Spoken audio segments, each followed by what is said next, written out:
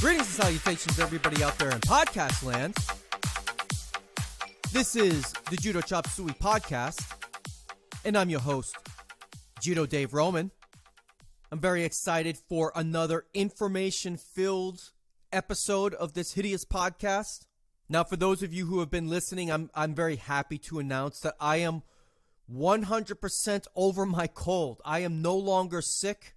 The cough finally went away, so I should be able to blab into this microphone without having to pause my recording to let out a cough or vomit or anything like that. Well, I wasn't vomiting. I'm just kidding. But I no longer am coughing, so it's just a great thing. You know, it was like every time I went to the club to go practice, I'd be coughing a little bit. I have to give a disclaimer to everybody saying, "Hey, look, I'm not contagious. I just have this lingering cough that I've had for 2 months." But thank God it went away. That just was so frustrating. I ended up taking some Claritin basically for a week, and it finally cleared things up. I don't know why.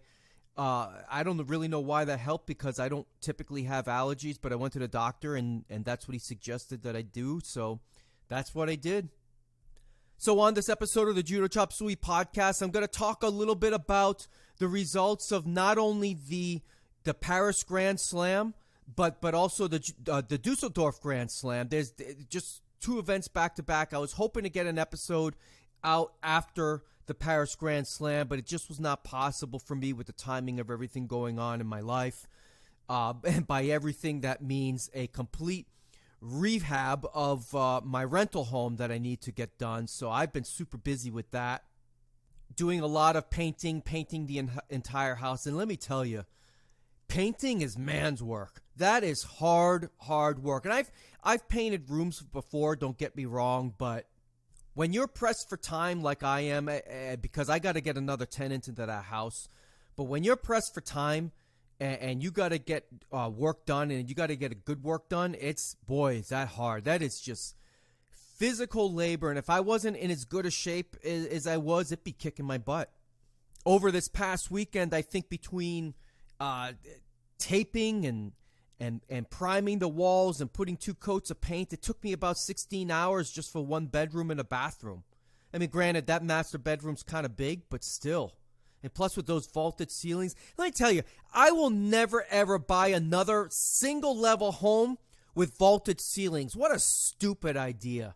Oh, do you know how hard it is for me to climb up a ladder and then put the paintbrush into a wrench and then hold that wrench because my ladder's not tall enough? And I'm not going to spend $225 to buy a ladder just to paint the house. So I don't know. I'm just, I probably should have saved all of that for my after party segment, but I managed to get it out here. But I'm going to continue on with judo related things. So like I was saying, I'm going to cover the Paris Grand Slam and a Dusseldorf Grand Slam, excuse me. I also want to talk a little bit about an upcoming event that is a staple of American Judo called the New York Open. I'm sure most of you are familiar with what that is.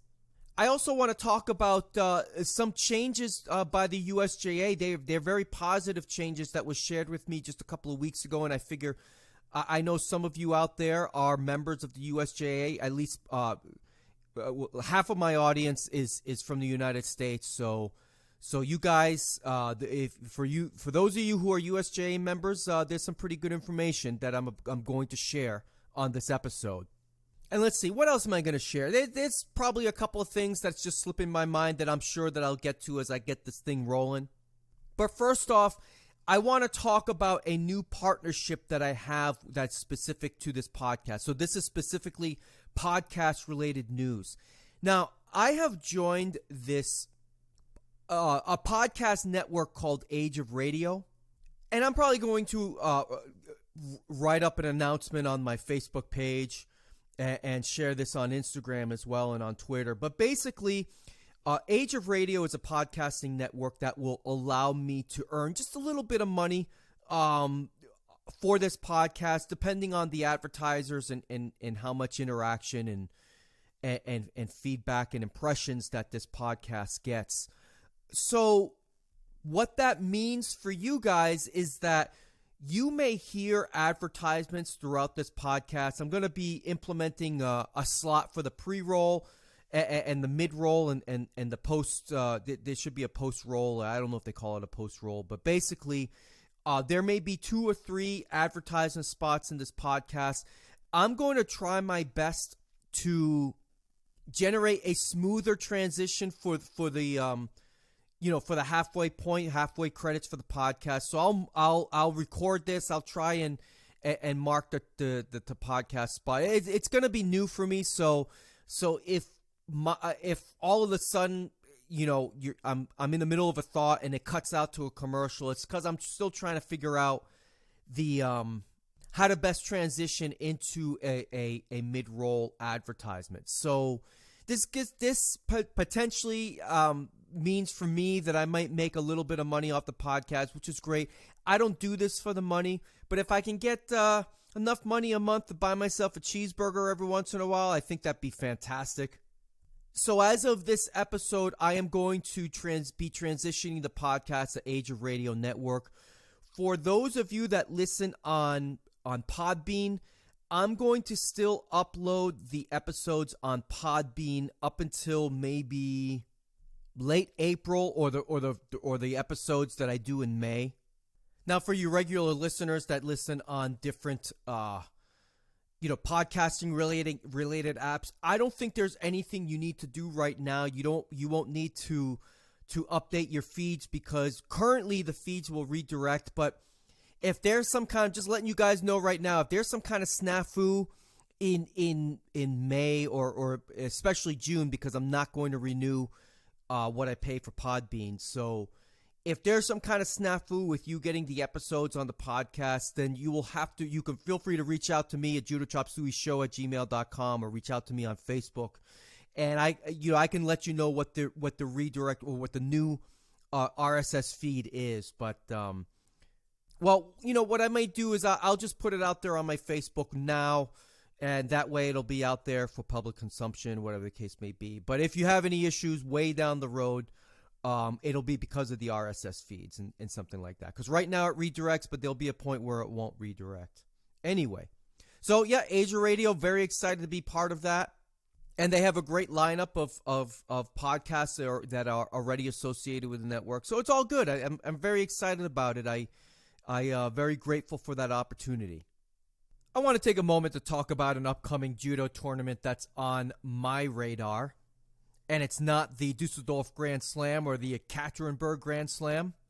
Not even the Rabat Grand Prix, which is a new Grand Prix happening on March 6th through the 8th. I am talking about the New York Open. Now, the New York Open is one of those events that I have talked about briefly in the past. Usually when it rolls around, I certainly acknowledge it because it's one of the premier judo tournaments in the country. And probably one of the most premier judo competitions on this side of the world, apart from, the new Montreal Grand Prix and the Brazilian Grand Slam. And I don't even know if those events are going to be happening in 2020. In fact, I know that the Montreal Grand Prix is not happening this year. I don't know why, but it's not on the calendar. But the Brasilia Grand Slam is.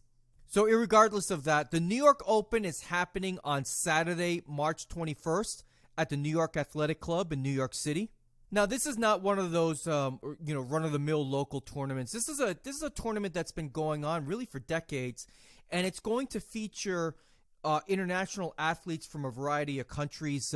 If I'm not mistaken, athletes representing Germany, Poland, Brazil, Great Britain, Israel, and Georgia are going to be competing at the New York Open along with the Team USA. Now, in the past, I know that, for example, the Israeli team has sent some of their premier stars like Tal Flicker and Sagi Muki to compete at this event. However, this year, it's probably not of those countries that are going to the event, it's probably going to be their, for lack of a better term, maybe their B team, because most of their top competitors are preparing for the Olympics. And going to New York City is probably going to be outside of their wheelhouse for tournament preparation. That's a long flight for just about everybody else, except maybe for Canada and maybe Great Britain. But now, speaking of Canada, actually, you know what? I'm going to run down Team USA and who's going to be representing Team USA at the New York Open. So now it's my understanding that they kind of mix up the teams this year, and they can invite people from other countries, and that's kind of where I'm going with this. So Alex Turner under 73 kilos, Colton Brown under 90 kilos, Nate Keefe under 100 kilos, Angelica Delgado in the under 52 kilos, Caitlin Jarrell under 52 kilos as well, Skylar Hattendorf representing under 53 kilos, and Kalita Supanchik under 78 kilos. Now that's kind of the wild card here, because Kalita represents Team Canada, but she's going to be fighting for Team USA this year. And the head coaches for Team USA this year is going to be Travis Stevens and Hannah Carmichael. So everybody representing Team USA has IJF, high-level experience, especially Kalita, because she's actually had a pretty good past couple of years on the IJF World Tour, and in the Olympics, she ended up with a 7th place finish, which is nothing to sneeze at. Now, if I didn't say it already, which I'm not sure if I did, I'm going to be in attendance for this thing. I got invited to be a VIP, which I was very honored about. And because I got enough advance notice, I'm going to go. I was very honored by the invite from Travis Stevens and the tournament director, John Walla. I've been conversing with him via phone and text messages. He sent me some great materials on some former New York Open Team Judo tournaments. And the thing is, this event, it's not, like I said, it's not like your local event. I mean, they really pull out all the stops for this, and I'm really excited to be there. So this is definitely going to be the highest level of judo that I'll have ever watched at a live event. And the way the New York Open does things, the teams that are being represented here, the countries that are being represented, they don't stick to the traditional IJF white and blue judogi. You're going to see a lot of different uniforms there, and it's going to be very mixed. Team USA typically wears a blue top with red pants, and other countries may wear, I don't know, a white top with black pants, or who knows, maybe a red top with white pants. I don't know what teams are going to be wearing what, but I know typically that Team USA wears the blue top and the red pants, and sure, that probably will stick in some people's craws that are traditionalists, but I'm okay with it because it brings a little fashion to the event, wouldn't you say? Hell, what do I know? I know nothing about fashion, especially fashion within judo or Brazilian jiu-jitsu. So now, if any of you are in New York City that weekend, or happen to live in New York City and listen to this podcast, be aware that you can buy tickets for this event. It's $25 in advance for a regular ticket, and that includes one complimentary beer for those who are 21 years or older. I think that's really cool. And there's also a VIP section, which if you buy in advance, it's $70 a ticket, and you could sit within with its preferred seating in the first 5 rows and continuous complimentary beer. Now, for the VIP ticket at the door the day of the event, it's going to be $95, and at the door for the regular ticket, it's going to be $30. And as an added bonus, if you buy a VIP ticket, you might be able to sit with me and watch some judo and kick back with some beers. I think that sounds pretty good. Actually, that's probably not a selling point, right? So how about this? If you get a VIP ticket, you will be sitting as far away from me as possible, right? And I personally guarantee I won't be anywhere near your line of sight to the action happening on the mats. Actually, I can't guarantee any of that. But I can guarantee that I'm going to be there come hell or high water. Hopefully neither happens.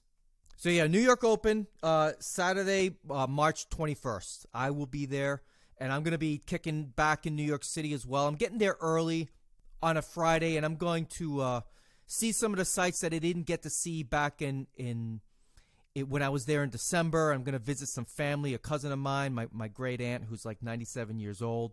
And of course, I'm going to Lazarus, which is the best pizza place on planet Earth. And then on Sunday, some of my friends from Massachusetts are supposed to drive down and hang out with me for the day, but that has not yet been confirmed, and I'm trying to get a confirmation on that, because Sunday I'm probably going to fart around in the city again, and much to the chagrin of my wife, who will not be coming with me this time around. Maybe I'll visit the Guggenheim or the Museum of Natural History. I've never been to the Guggenheim, but the Museum of Natural History, I haven't been there in like over 20 years, so I'll check out some of the sites. I'm really looking forward to the trip. I love the city. I just hope it doesn't rain because, man, New York City is like the worst rainy city in America. All right, moving along.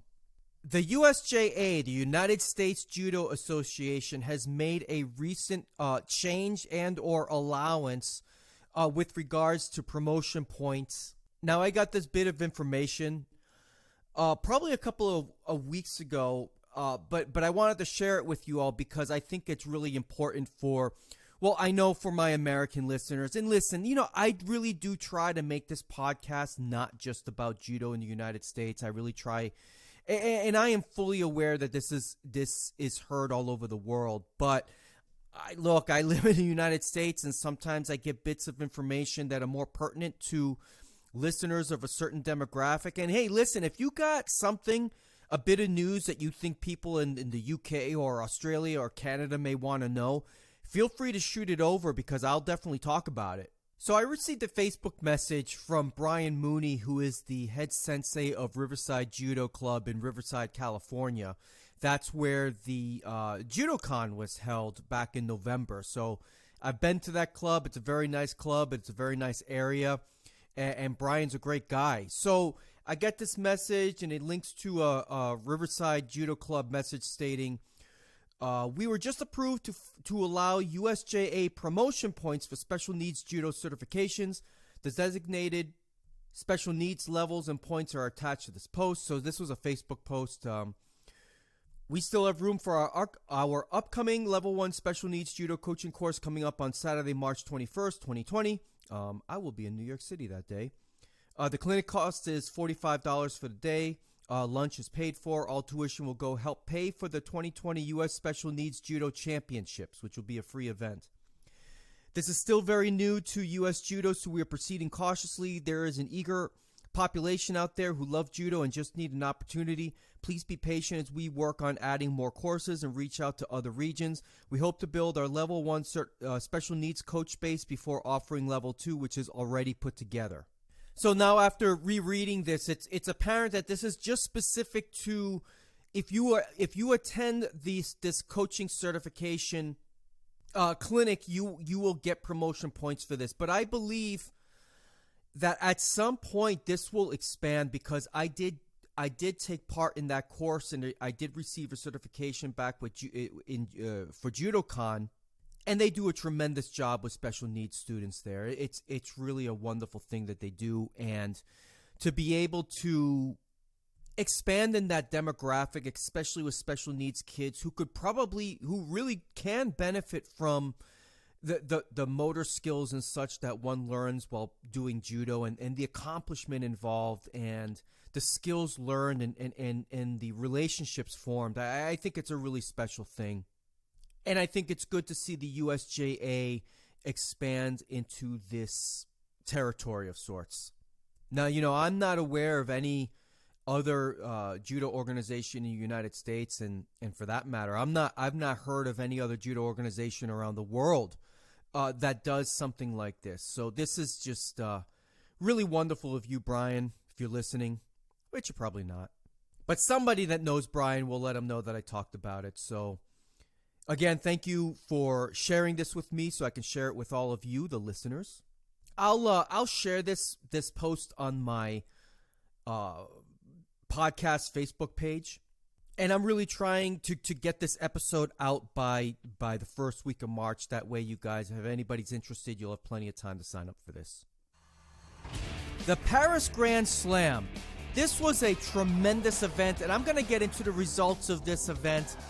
Obviously, I'm going to cover what I think was the biggest story of the event, and I'm going to start with that right now. Teddy Riner finally lost the match after like 153 straight wins over the past 10 plus years. And he lost against Kageura of Japan in the third round to what I'm going to call Uchimata Sukiyashi. So basically, Riner went in for his Uchimata, and Kageura had really just stepped out of the way and countered it and threw him on his back for a Wazari, and that was it. Round 3, bounce out. Teddy Riner done. See you later. Bye. So yeah, I think that was probably one of the biggest stories of the event, if not the biggest story. But I'm going to sit here and tell you right now that this is not a big deal. And I'm glad that Teddy Riner lost. And I'm not glad that he lost because I have something against him. I really think that he needed this loss, and I'll explain why. That streak, to me, had just become one more thing that Teddy Riner had to think about and worry about.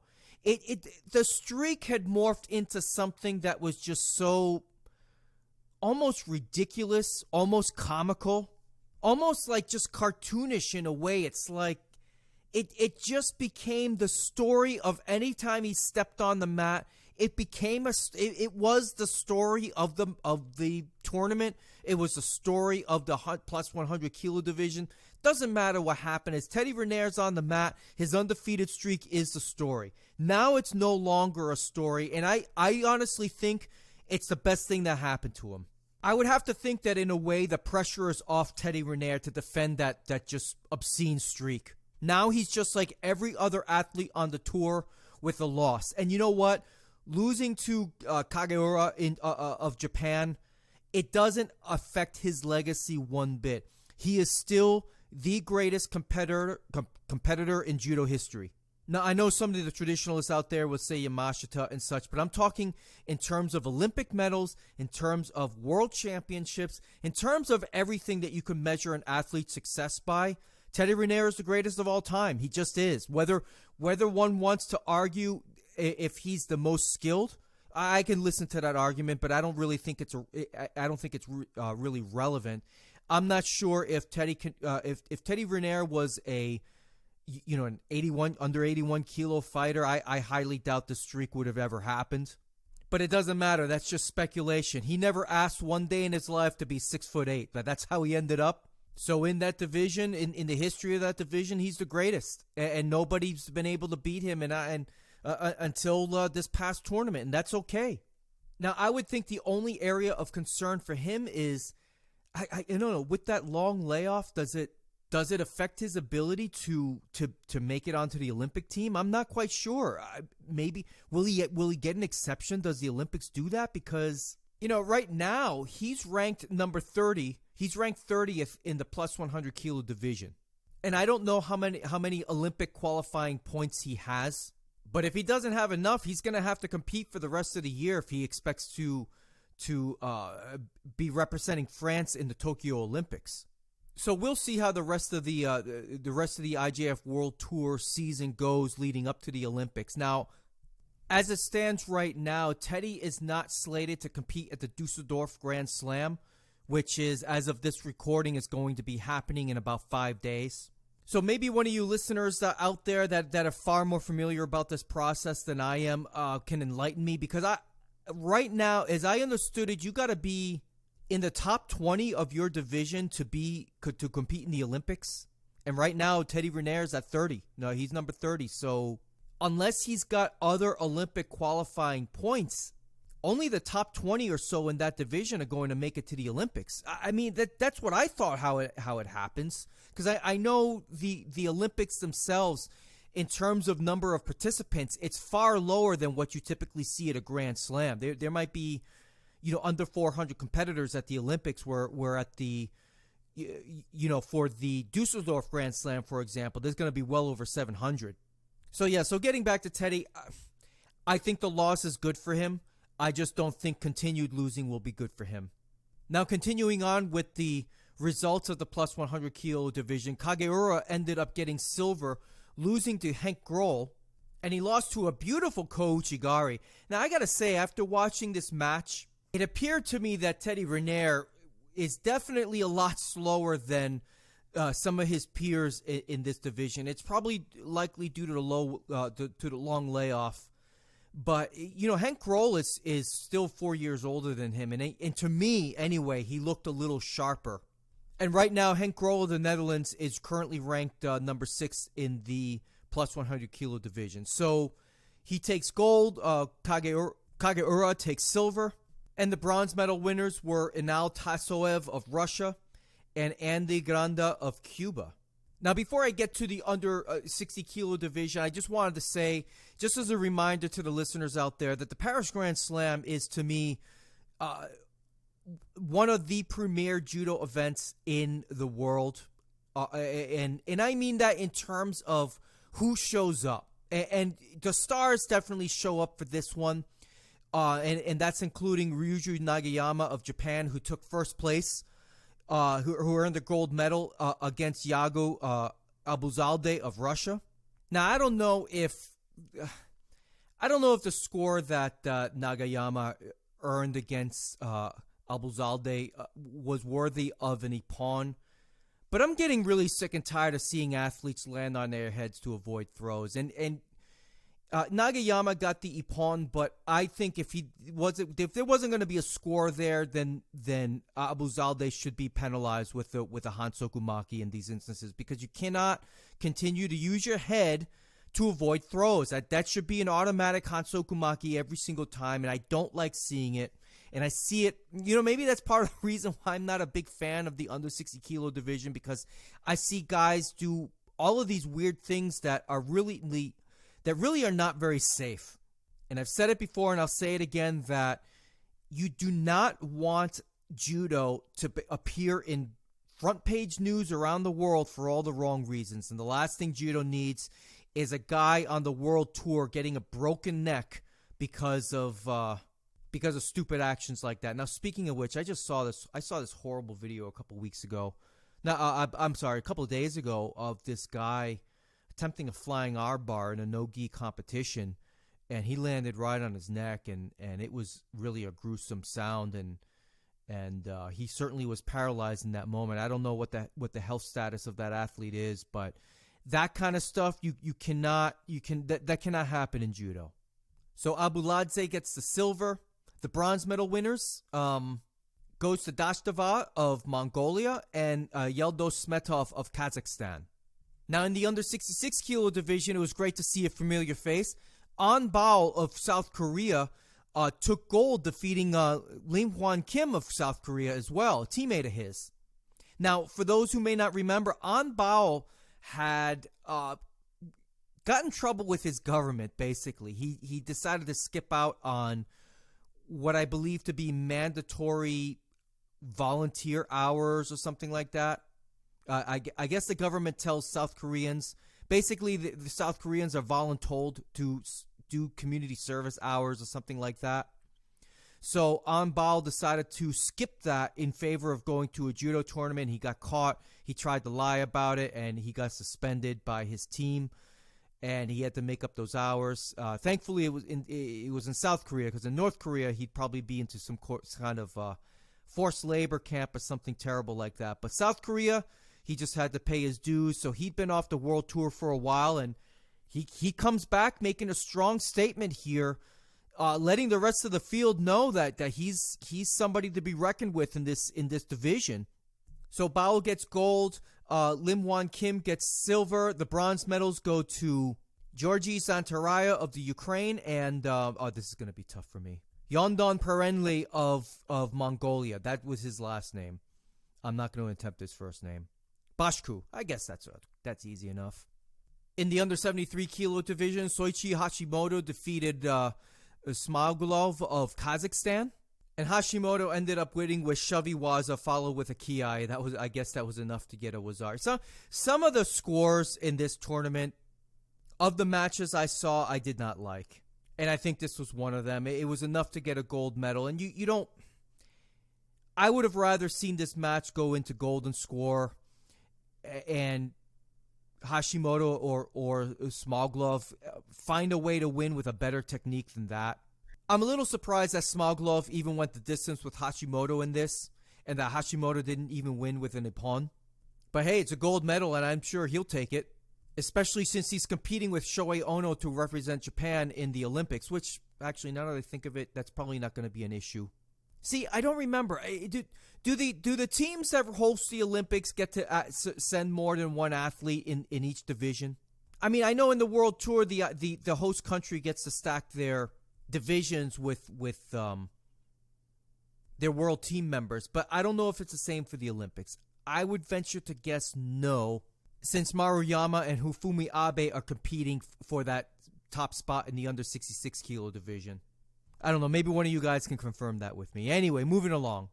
So one of the bronze medals goes to Turayev of Uzbekistan, and the other bronze medal goes to Send Ochir of Mongolia. So you know what? Before I continue with the rest of the results of the Paris Grand Slam, I'm going to move quickly through them. I decided to pause what I was saying and really try and find out what the criteria is for Olympic qualification. I decided to do some digging in the middle of my thoughts about the Paris Grand Slam because I think it's fair for all of you to know what the exact process is. So I decided to go on to the International Judo Federation website, kind of dig through some of their articles, and I came across something. And oddly enough, as of this recording, this article came out 1 year ago today. So the headline, it's called Qualification System Games of the 32nd Olympia, Tokyo 2020. For all judo athletes of the World Judo Tour, the road to Tokyo started in Hohhot in 2018, which I knew that. On the occasion of the Grand Prix held in China, you will find below all the necessary information to understand the Olympic qualification process, which is now in full swing. And it's been in full swing for quite some time, as already stated. So let's see. Starting off, it goes into the, which divisions are going to be in Tokyo.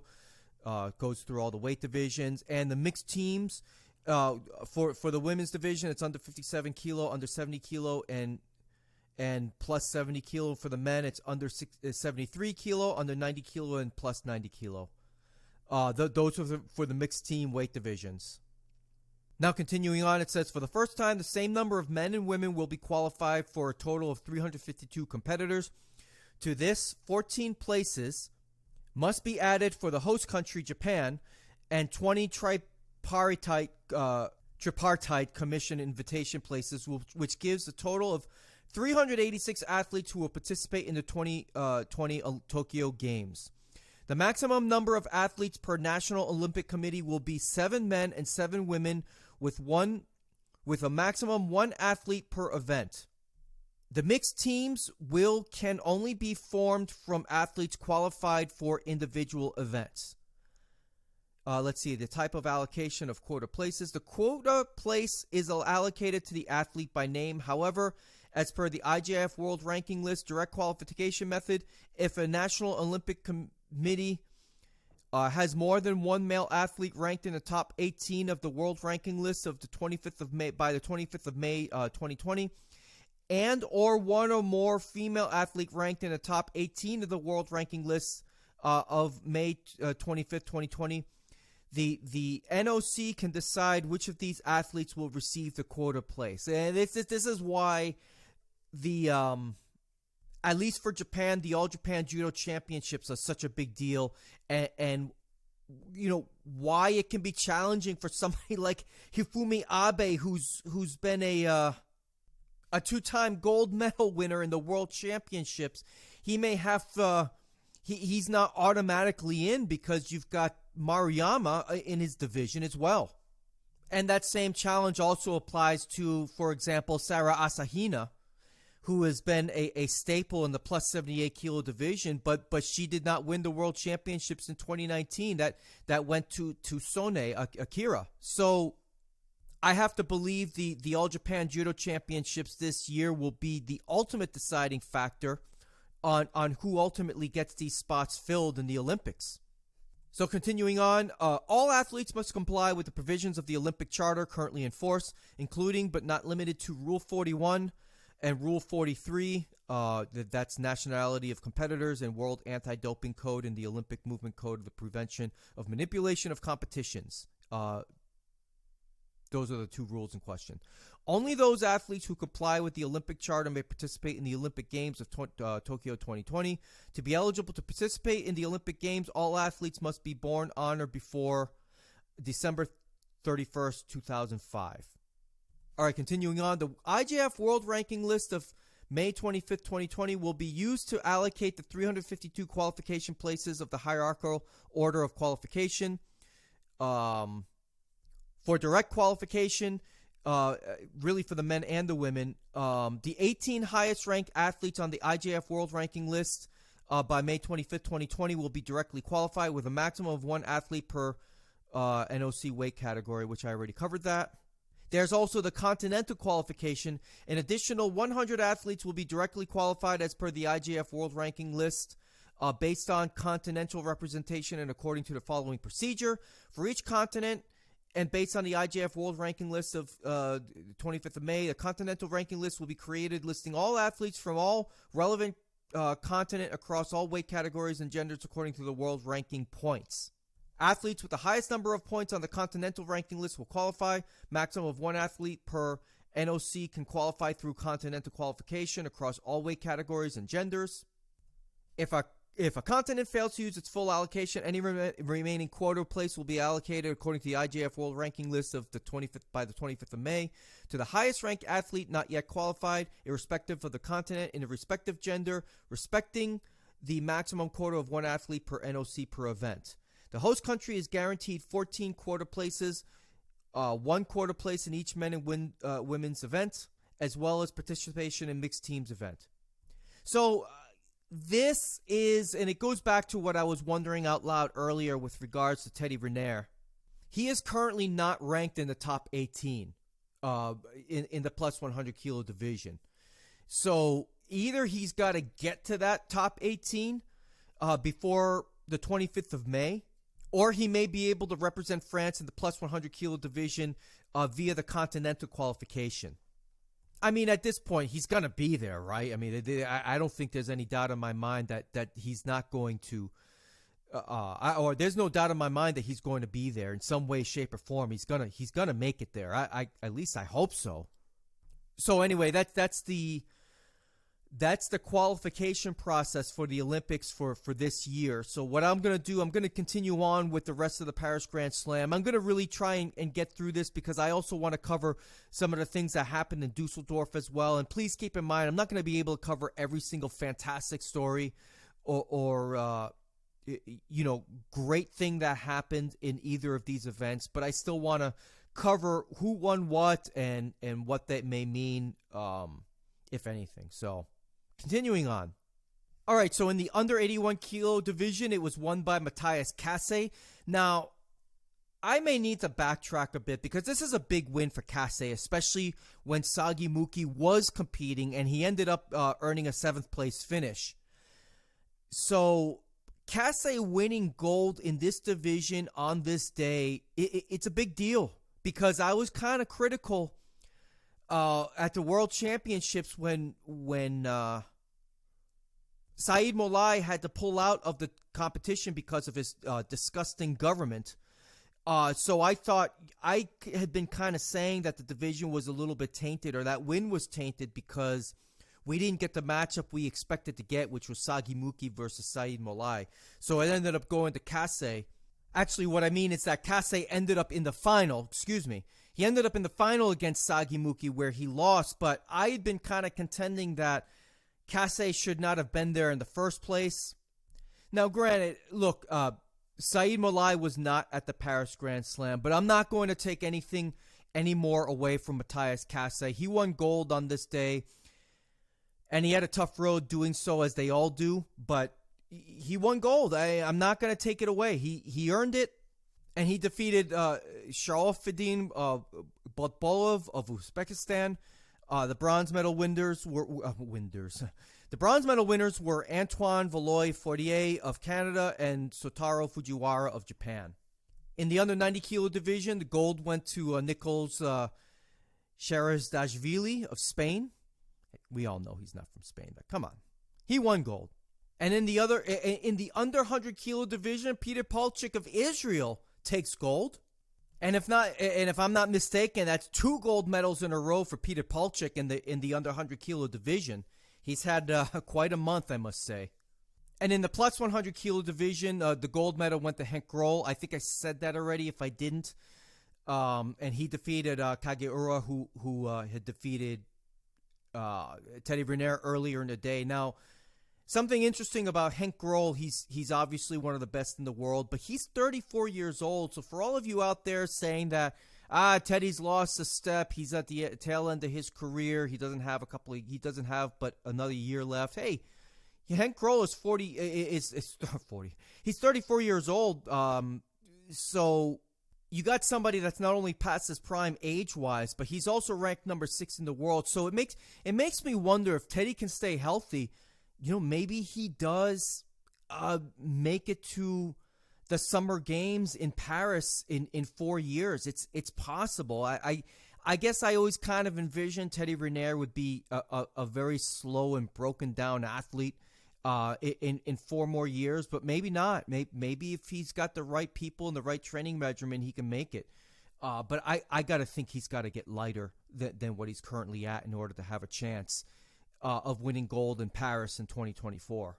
But we're so far away from that right now, I shouldn't even be discussing it. I'm just talking out loud here, like I always do behind a microphone. Moving along. Now, I was going to get into the results of the ladies at the Paris Grand Slam, but ladies and gentlemen, I have breaking news. All right, so the All Japan Judo Federation just announced who is and who is not going to be representing Japan in the Olympics.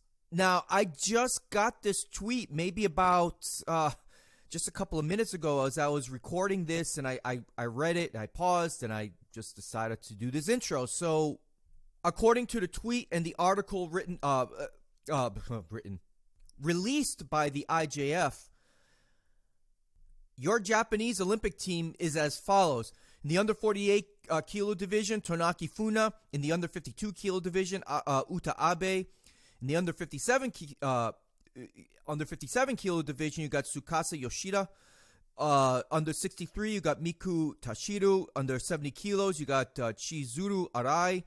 In the under 78 kilo division, you have Shori Hamada, and in the plus 78 kilo division, you have Akira Sone. Now, that one is interesting to me because I know I just said that I wasn't sure earlier, but then I remembered that her spot was secured after her win in the World Championships, and I completely forgot about that, but that was definitely the case. That was, I think, the only sure thing going into this determination for the All Japan Judo Federation as to who is going to represent Japan in the Olympics. So that was the only sure thing that we knew of. So in the for the men's side, in the under 60 kilo division, you have Naohisa Takato. The under 66 kilo division is still up to be determined because, well, like I said earlier, it's a contest between Abe and Maruyama, and to me, if I was making the choice, I would have picked Abe, simply because over the past 4 years he's had more success, and a part of me wonders if there's any politics that go into this. I mean, I just don't know. So in the under 73 kilo division, you have Shohei Ono, which again, I'm not surprised at that, but that's really a shame for Soichi Hashimoto. That really is. I mean, it's tough. It's got to be really tough in Japan. I mean, that's why I understand why Krista Delgucci made the switch to represent Team Canada, because it's tough. And it goes to show how high the level of competition is in Japan to make these spots. So in the under 81 kilo division, you have Takanori Nagase. In the under 90 kilo division, you have Shoichiro Mukai. In the under 100 kilo division, you have Aaron Wolf. And in the plus 100 kilo division, you have Hisayoshi Hawasawa, which is also a little bit of a surprise for me. I guess I thought that maybe Kageura's defeat of Teddy Riner at the Paris Grand Slam might have tipped the scales in his favor a little bit, or maybe at the very least wait until the decision. Wait until the All Japan Judo Championships. I thought maybe they might have waited until then to make that decision, just like they're going to do for Maruyama and Hifumi Abe, but I guess not. Now, it's my understanding from a press conference earlier this morning, or probably in Japan, it's later in the afternoon, but Kosei Inui is a representative for the All Japan Judo Federation, and during a press conference, he stated, and this is from a translation, so bear with me, the linguistics and everything. The only thing that comes to mind right now is the players who fought all over and lost at the last minute. And he's specifically talking about Nagayama, Ebinuma, Hashimoto, Fujiwara, Kageura, Haga, Ida. And so I guess Inouye was crying at the press conference when going over the list of people that didn't make it. I gotta believe it's really tough. I don't know who ultimately makes those decisions, if it's a committee. I really don't know how they make those decisions. But again, it's got to be so tough, especially when you have, I'll just call it the A team and the B team. Now, anybody that didn't make it, that's still on the Japanese national team is part of the B team. And I tell you, the B team, any one of them could probably win gold at the Olympics in any division at any given time. So it just, the level of skill and fighting ability of the Japanese national team is just extraordinary. And it makes me wonder for some of the younger people if whether or not they'll consider making a switch to represent another country just so they can have a chance to compete at the Olympics. I don't know. That's way too early to even speculate. But it wouldn't surprise me if one or two ended up doing just that, doing exactly what Krista Deguchi did. So there you have it, your Japanese Judo Olympic team. All Japan Judo Federation made that announcement today. So moving along to the women's division of the Paris Grand Slam. And in the under 48 kilo division, Daria Bilodid won gold, defeating Wakana Koga. Wakana Koga. I think that's Wakanda's Black Panther, right? Wakanda forever. Oh, goodness gracious. That sounded terrible. All right. So Bilodid won Paris Grand Slam under 48 kilo division. Koga gets second place. The bronze medal winners go to Munkbat of Mongolia and Melanie Clement of France. Now, I got to say, I watched the Bilodid match, the final. Gosh, why didn't they call that ippon? I mean, Koga landed on her head and used her head to block the fall, and that's how I saw it. So she only got a Wazari score, but that was enough for her to win gold. So in the under 52 kilo division, you have Distria Krasniki of Kosovo defeating Odette Giuffrida of Italy. Now, I don't know why Majlinda Kelmendi was not competing in this event, but I did see just a couple of days ago where she got a statue in her honor in her home city of, I believe it's called Peja, I'm not sure. But she gets a statue. I mean, my goodness. I mean, it goes to show you how popular judo is in other countries. I mean, what fighter gets a statue in his honor? I think the only statue I've ever seen from a fighter is Rocky, and that was fake. All right, so moving along, the under 57 kilo division was won by Krista Delguchi of Canada, defeating Durjuren of Mongolia. Hopefully I got that name right. The under 63 kilo was won by the under 63 kilo division was won by none other than Clarissa Bignenu. She defeated Nami Nabekura of Japan with a beautiful counter. Man, she is a force out there. She's incredible. I would be stunned if she didn't win gold in Tokyo. Now moving on to the under 70 kilo division, which was won by Yoko Ono. Not that Yoko Ono. She defeated her teammate from Japan, Saki Nizoi. I was about to say of Japan, but I just said that. And Ono defeated her by executing, I swear when I say this, one of the finest ippon seyanagis I have ever seen in my life. It's a must-see throw. You know, look up Yoko Ono versus Saki Nizoi of both of Japan in the Paris Grand Slam final for the under 70 kilo division. You got to see it. It just was a phenomenal throw. It just stunning. Another hometown hero won the under 78 kilo division. Madeleine Malogna of France defeated Fanny Estelle Posvite of France, or teammate. And in the over 78 kilo division, it was won another by a hometown favorite. Romain Diko of France defeated Marina Slutskaya of Belarus. Now, the Paris Grand Slam did not feature either Akira Sone or Sarah Asahina or Idalis Ortiz. None of them were there, and whenever those three are not there, the division loses its luster for me. Not to take anything away from Diko, but I'm not as familiar with her as I am with those other three. All right, so I want to continue on with the Dusseldorf Grand Prix. Now, full disclosure, I did not watch the Dusseldorf Grand Prix at all because I was painting my house. However, I had my Twitter notifications going like crazy on my phone, so I had to keep, stopping, looking down, seeing what's going on, and now I'm going to start with the under 52 kilo division, which was won by Uta Abe, which is no surprise for me in that division, and she defeated Armandine Bouchard of France. Now, one of the bronze medals went to Korlodoy Bishrelt of Mongolia, and the other bronze medal, I feel like I should put a drum roll here. I'm not going to, but Angelica Delgado of Team USA ends up getting the other bronze medal in the under 52 kilo division, defeating Gili Cohen of Israel. Now, Delgado had a really nice Ippon Seoinage for Wazari, and then just a few seconds later, she ends up getting Cohen on an Ouchigari for Wazari Awaseti Ippon, but I think the Ouchigari, had she not scored on the Seoinage, she might have gotten full Ippon for that one. It was a fantastic throw and a fantastic effort by Angelica, and I know I can say I'm sure for many people, we're all very proud of her. And you know what? This is a major medal. Medaling in a Grand Slam is going to get you more points toward Olympic qualification. I mean, she's in, right? I mean, she's got to be.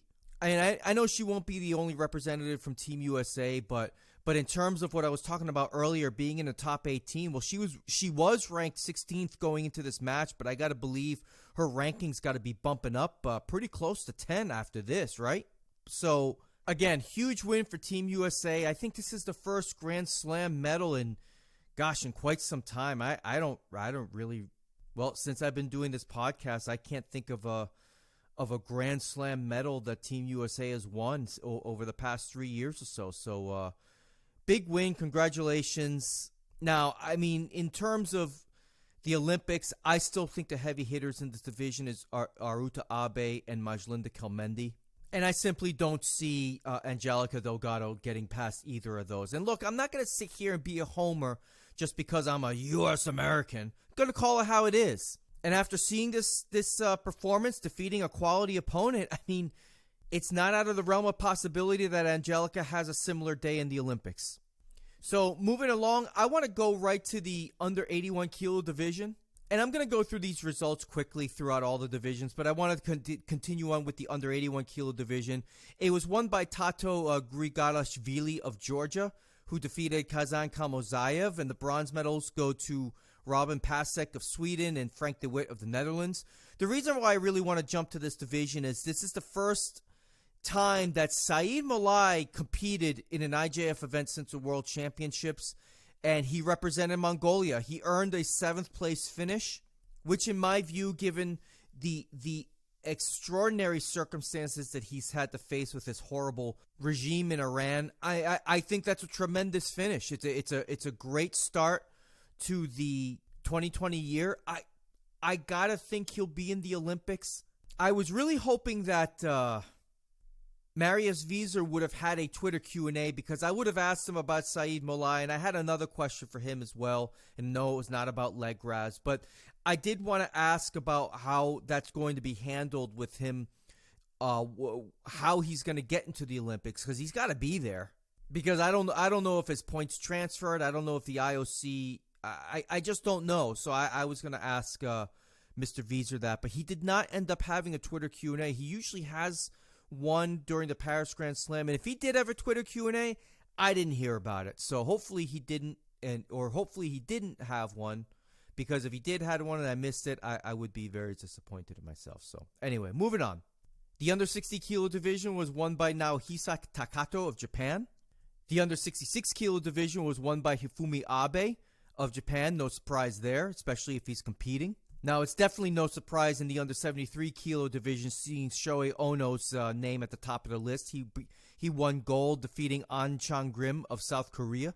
Let's see, I already covered the under 81. So the under 90 kilo division went to Davlad Bobonov of Uzbekistan.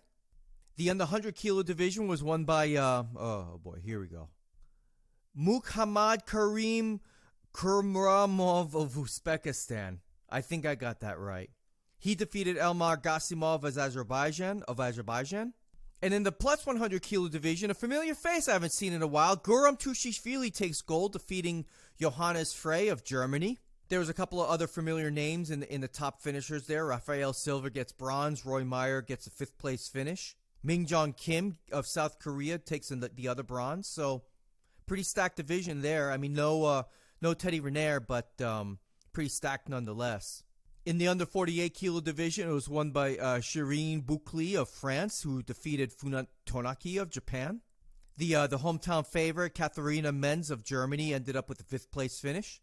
I already covered the under 52 kilo division, so I'm going to jump to the under 57 kilo division, which was won by Jessica Kim Clate of Canada, who defeated Sarah Leone Sisik of France. Another hometown favorite, Teresa Stoll, ended up with a 5th place finish. In the under 63 kilo division, you had Miko Tashiro of Japan defeating Tina Turstenjak. In the under 70 kilo division, you have Chizuru Arai of Japan defeating Gabriela Willems of Belgium. Giovanna Sochiamaro of Germany ends up with one of the bronze medals, and Margot Pinot of France ends up with the other bronze medal. In the under 78 kilo division, you have Shori Hamada of Japan defeating Maria Aguilar of Brazil. Anna Maria Wagner of Germany ended up with one of the bronze medals, and Fanny Estelle Posvite of France ended up with the other bronze medal. Another hometown favorite, Louise Malzahn of Germany, also earned a 7th place finish here. Now, in the plus 78 kilo division, you had Sarah Asahina defeating Irina Kinzerska of Azerbaijan. Asahina of Japan, of course. Idalis Ortiz makes her debut for the 2020 cycle or year, and she ends up with a bronze medal.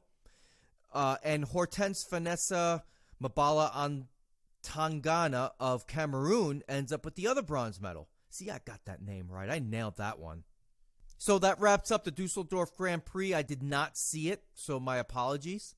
Well, I mean, it's not like you guys care, but I wish I did see the event. Like I said, just doing all that damn painting.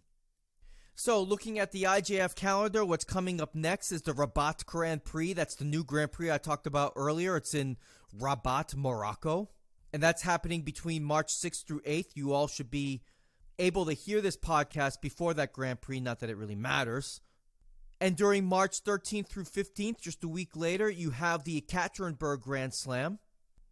Now, I just checked with regards to the Rabat Grand Prix. Teddy Riner will be competing in that event. At least he's expected to. So I'd be really interested to see how Teddy bounces back from his loss in front of his hometown. Not that I think it's that big of a deal.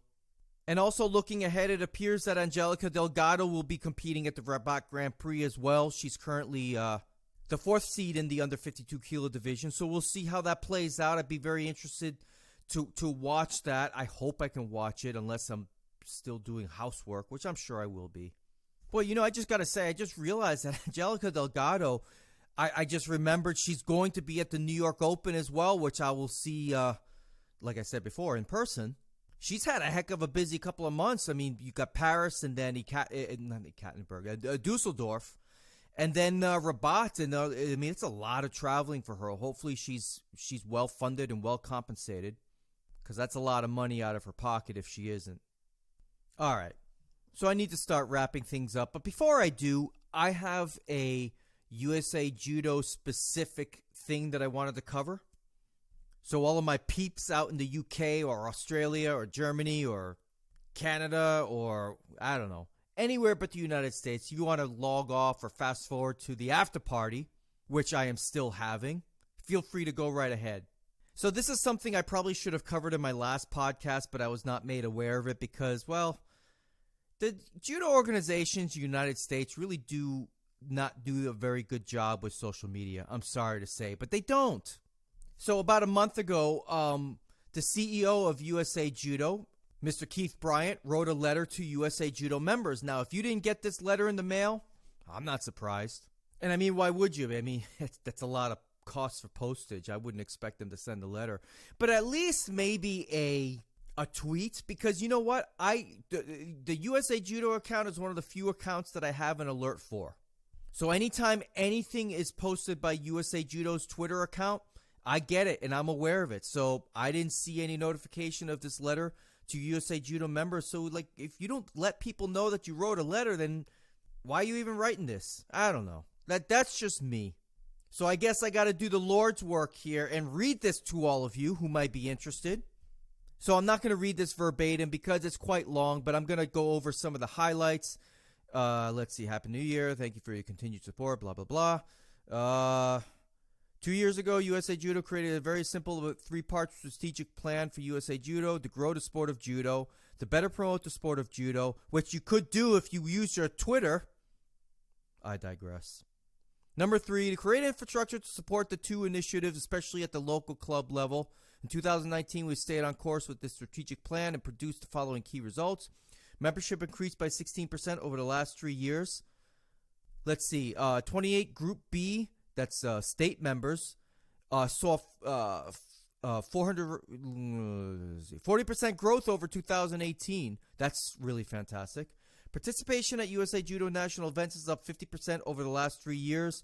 Created American Judo development model with USJA and USJF for athletes, coaches, referees, and club owners. Now, I'll have you know that when I asked somebody at USA Judo about this, they kind of chuckled. But they have an alliance that they're proud of, and there you go. Now, I covered this one back in November. Los Angeles Recreation and Parks. Isn't it Parks and Recreation? Yeah. Partnership launched homegrown program for rec centers teaching 80 youth. That's pretty incredible. Actually, you know what?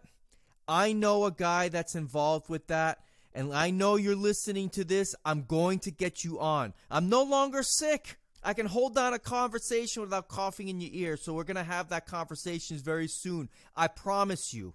No names, though. Not yet. Tabor and Lee. Let's see. Video streamed all 4 2019 national events online for free for the first time ever. Watched by nearly 11,000 viewers. Yeah, I would like to see proof of that because you know what? How can 11,000 viewers watch an event that you didn't advertise for? Now, look, I'm not trying to get on USA Judo's case. I'm really not. Just send a tweet once a week. That'd be kind of nice. Let us know what's going on. All right, USA Judo Hall of Fame was reinstated. I didn't know it was disbanded. Inducted 9 individuals during Senior Nationals weekend in Vegas. All right, let's see. Continuing on. In 2020, we'll continue to execute the strategy of growing, promoting, and building infrastructure. Let's see. Our goal is to provide best-in-class customer service to an individual club and group members. Judo will only grow through strengthening and supporting the efforts of the local clubs and dojos. I agree. As such, our vision for the future will be to invest in tools and resources that support clubs, dojos, and event organizers. Much of this will be done through digital services such as improved membership database, video streaming, and mobile phone apps. That would be cool. Also, existing and new USA Judo sponsor partnerships will bring value to the clubs at a local level in the next 3 to 12 months. Our roadmap for deploying services in 2020 includes a new fully featured USA Judo database system that will simplify club administration at the local level.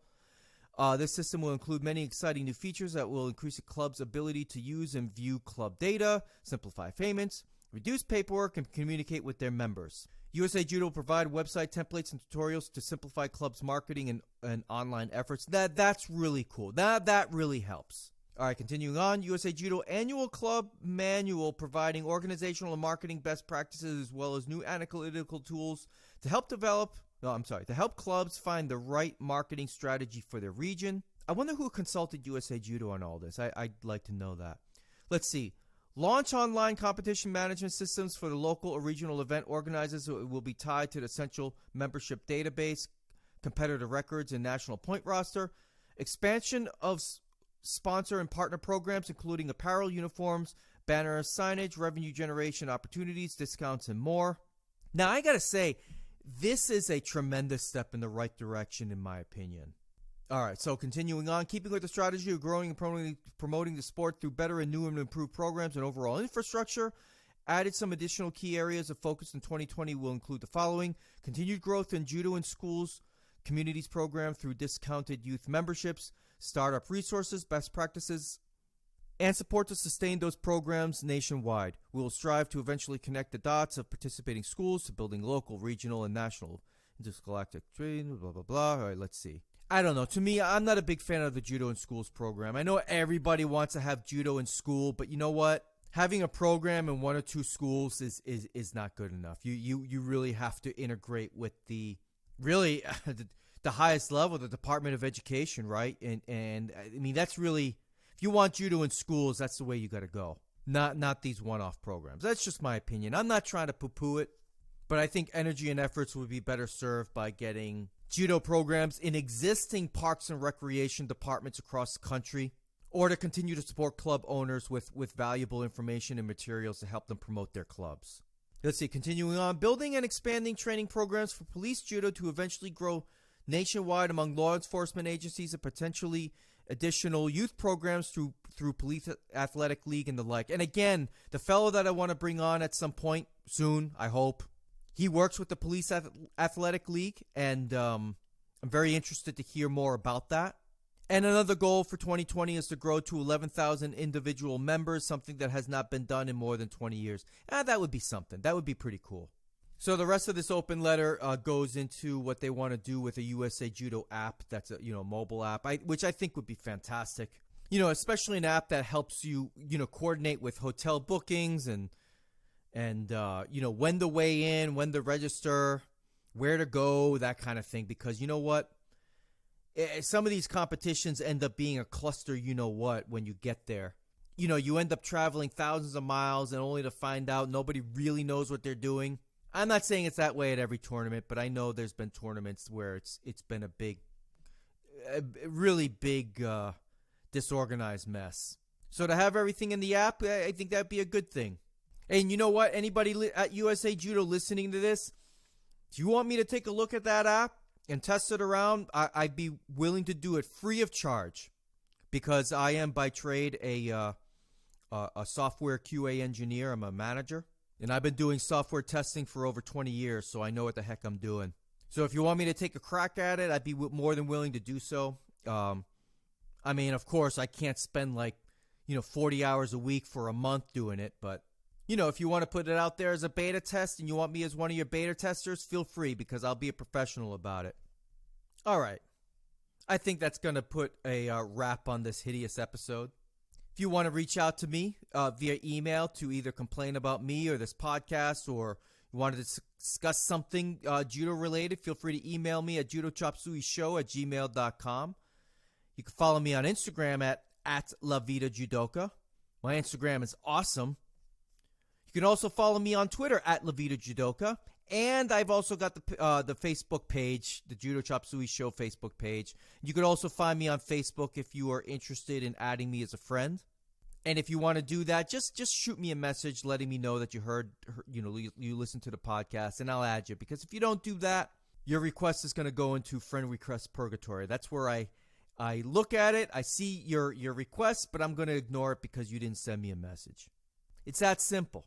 All right, so the after party's coming up after the Gangnam Style credits. Is there anything else I want to cover? I don't think so. Let me see real quick on my notes.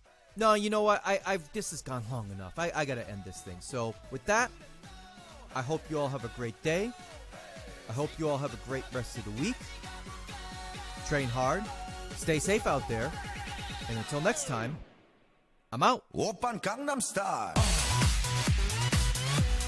Gangnam Style. Oppan Gangnam Style. Gangnam Style. Oppan Gangnam Style. Hey, sexy lady. Oppan Gangnam Style. Hey, sexy lady. The after party starts in 15 minutes. All right, the after party. If you made it this far, you are a diehard, because you know what? This podcast ended up being a lot longer than I anticipated it. But I had so much to cover. It's been almost a month since I released my last episode, and it might be another month until I can release another episode because of my trip to New York City and all the stuff going on with rehabbing my home and to get it rented out and stuff like that. So if you're here, I appreciate it. You're a diehard. I salute you, sir, ma'am, whoever you are, whatever you are. Thank you very much. So first things first, I need to get this out of the way. As you can hear the alarms, the panic-inducing alarms. The coronavirus is one of the most overblown things in the news today, and I'm tired of it. Nobody's going to be talking about this in 2 weeks when they all figure out that the coronavirus has been around for a long time, and this isn't impacting anywhere near the amount of people that your regular flu does every single year. Not even close. So I'm a little exhausted about this coronavirus hype. Like, I've got a couple of news apps on my phone that I get alerts from, and seems like 3 times a day there's some new article coming out about the coronavirus. It's like, come on, just get some Lysol. If you're really worried about it, throw on a mask and stay away from people. I mean, we've been through this with SARS, we've been through this with the swine flu, now it's coronavirus, so whatever. I'm over it. Oh yeah, and also go ahead and wash your hands while you're at it every time you use the bathroom or whenever a chance you get, because I guess that's supposed to help things. Help people not get the coronavirus. Just wash your hands. I mean, you filthy animals, you should be doing that anyway. All right, so I'm done with the coronavirus. I mean, even my job, they put up messages all over the walls and all over the doors saying, wash your hands, coronavirus, this and that. Even USA Judo's website has a thing on the coronavirus. I mean, come on. I mean, anyway, moving along. What have I watched on Netflix? So I saw this really interesting short documentary series called The Pharmacist, and it was just a really intriguing story about how this pharmacist, he lost his son. His son was murdered over drugs and this and that, and it turned out that in his community was being ravaged by OxyContin abuse, and he was getting a ton of prescriptions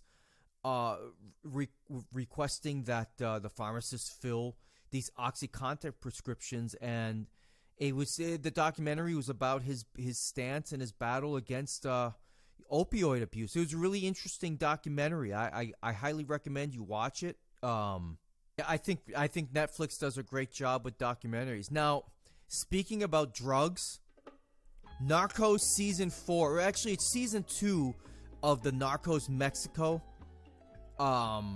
So if you guys are not familiar with Narcos, it's a show about drug dealers from different countries. You know, like they covered Pablo Escobar, they covered the Cali cartel, and this season of Narcos kind of covered how some of these Mexican cartels came to be, and it takes place about 30 years ago. They're all based on true stories and true people, and Narcos just does a fantastic job with their casting, because it's really fascinating to see, you know, who they cast as the actors, and to see how these drug cartel folks really look like in real life. Like Felix Gallardo, the guy that played Felix Gallardo on Narcos, he looked like a Hollywood version of the real guy. But the details and just the stories behind you know, the DEA's fight with the different cartels in Colombia and in Mexico. It's just a great series. If you haven't watched it, you can't. For those of you that don't like subtitles, you're just gonna have to deal with it if you want to watch an excellent show. It's highly worth it. And like I just said, I just finished up season 4, and it was just brilliant writing, just brilliant acting.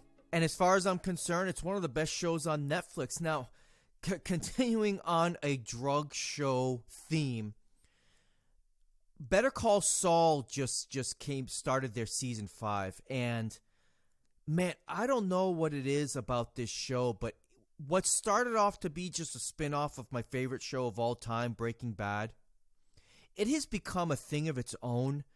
And boy, especially last season and this current season, the 2 episodes that I've watched so far, in some ways, Better Call Saul, this is going to sound crazy. I can't believe I'm saying this, but it's true.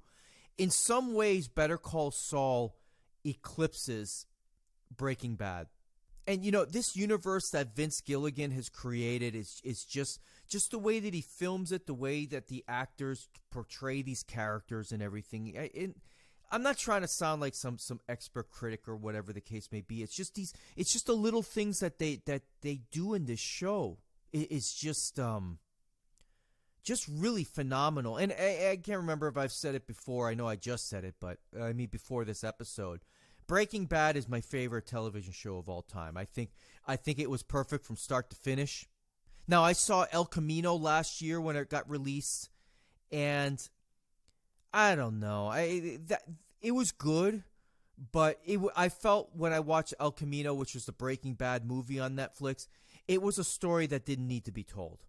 I was okay with the end of Breaking Bad. Spoiler alert, the end of Breaking Bad when Jesse is driving away after Walt is dying there of a gunshot wound.